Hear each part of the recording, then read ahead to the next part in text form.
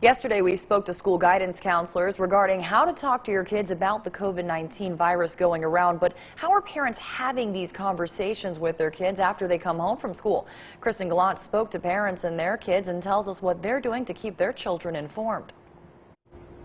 Kelly, parents in our region are saying they want to keep their children informed on what's going on without giving them a reason to panic. When you ask a child what coronavirus is, you may get an answer like this. Like a very bad sickness.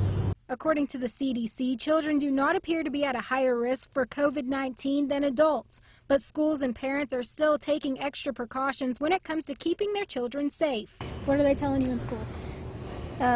Like always wash your hands.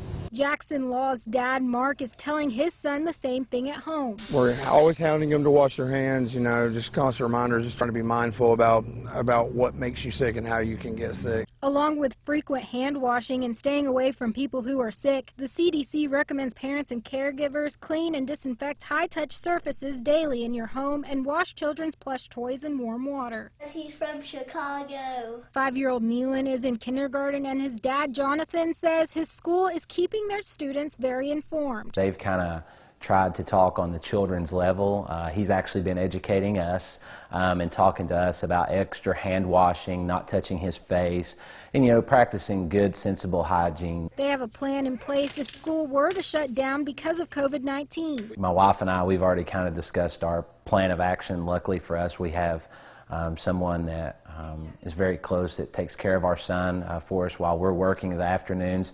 So, you know, we're very blessed, but we do know that that would cause a great concern for a lot of families, and I hope there's ways that we can work around that as a community. Jonathan says although the community should be prepared, he doesn't think there's a need for panic. I would hope everyone could remain calm and we could stay unified as a country and a community here in the Tri-Cities.